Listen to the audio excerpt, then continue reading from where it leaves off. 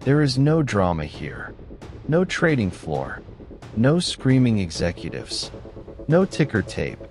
Just photons hitting silicon panels at 340 watts per square meter.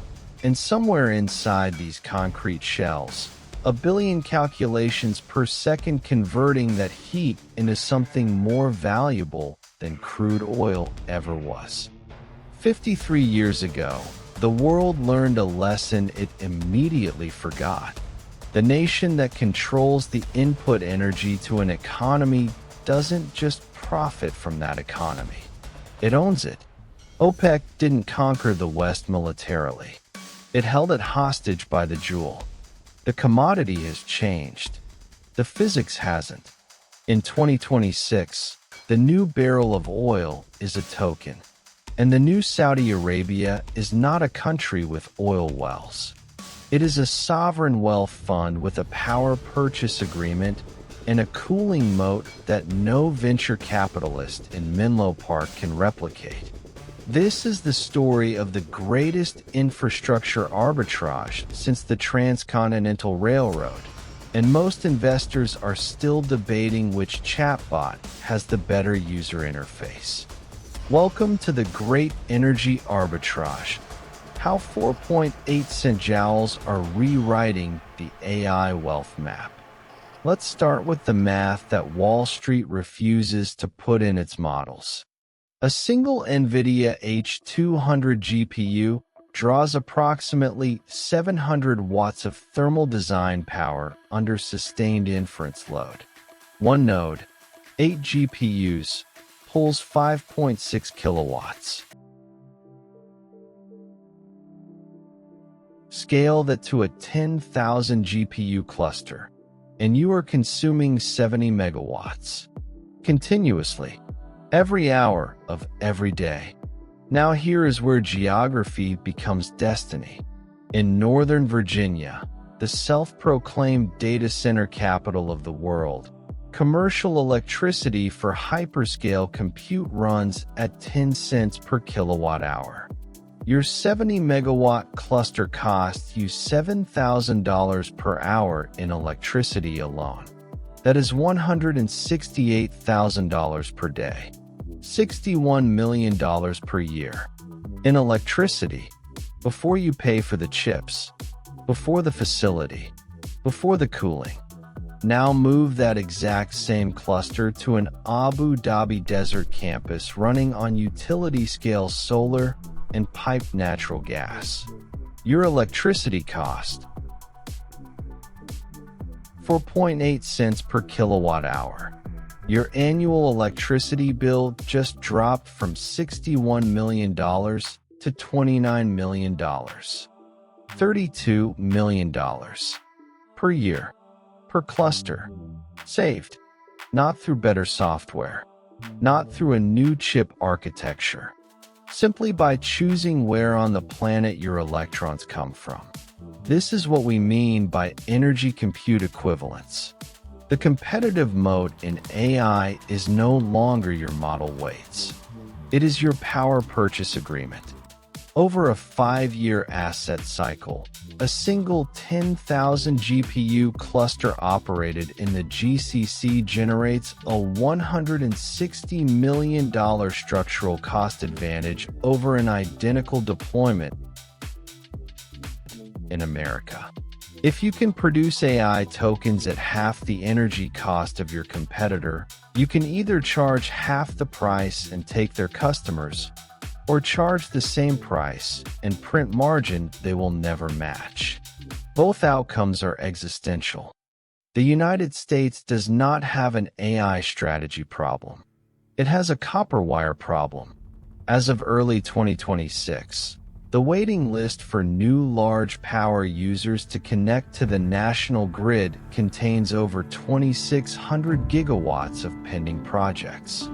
There are more than twice as many gigawatts trying to get onto the grid as the grid currently produces. Data centers are not waiting years for chips anymore. They are waiting years for permission to plug in.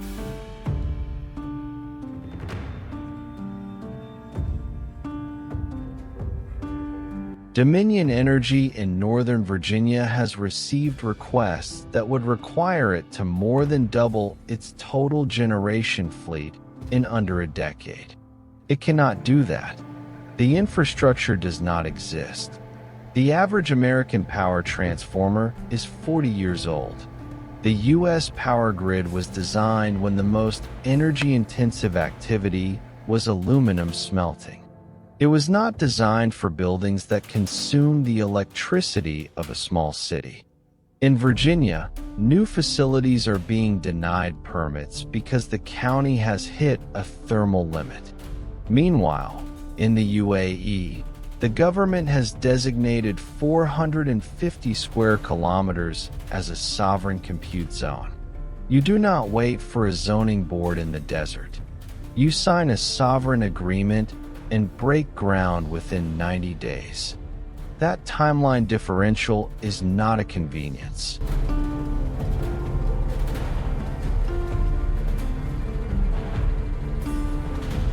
It is a moat. Goldman Sachs projected data center power demand in the U.S. will grow by 160% by 2030. The American grid, for political and regulatory reasons, cannot scale fast enough. That gap is the arbitrage, G42. If you are not tracking this entity, you are not tracking AI infrastructure. Backed by $1.5 trillion in assets, G42 is the operational arm of the UAE's sovereign AI strategy. In 2024, Microsoft made a $1.5 billion strategic investment in G42. This was a move to embed American cloud infrastructure into Emirati sovereign compute. The UAE sits at the geometric center of the fastest-growing AI markets: South Asia, the Gulf, and East Africa. When you run inference from Abu Dhabi, you are within 40 milliseconds of 4.5 billion potential users. This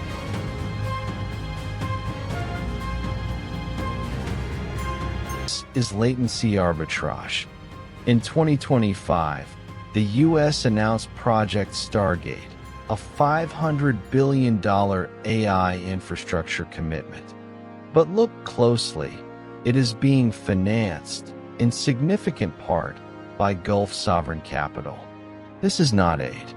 This is a leverage transaction. The sovereign stack concept is simple.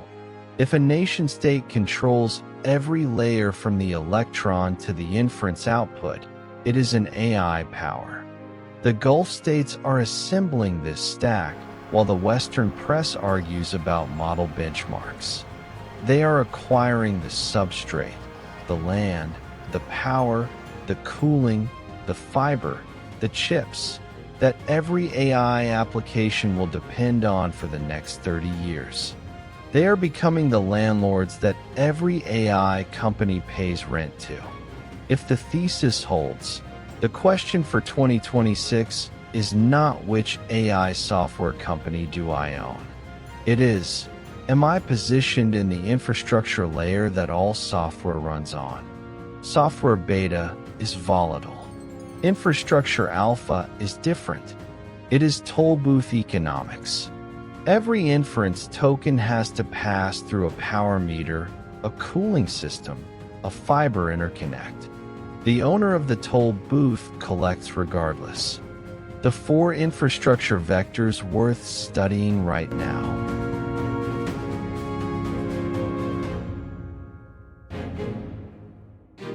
First, sovereign compute REITs with GCC exposure. Second, industrial cooling technology. Liquid cooling is no longer optional. Third, power infrastructure and grid modernization. And fourth, sovereign AI fund vehicles with GCC co-investment structures. Intellectual honesty requires me to mention the risks. Sovereign investment carries political risk. GCC geopolitics are not stable by default. But this is structural analysis, not a buy list. Every major shift in global power over the last 500 years has been an energy story wearing a different costume. The British Empire was coal. American hegemony was oil. The AI era is an electrons at-scale story. The entities that control the cheapest, most scalable electrons on the planet are not in California. They are sovereign wealth funds in the Arabian desert. By 2030, the most consequential question in geopolitics may not be who has the best AI model. It may be, who do you have to call to ask permission to run it? If this analysis gave you a framework you didn't have before, that is the work. Subscribe. Share this with one person who is still arguing about which chatbot writes better emails. And if you want to run the 15-minute monetization audit, the link is in the description. The next episode, why the submarine cable map is the most important document in global finance. Compound Mind 500, Wealth Cognition for the Infrastructure Age.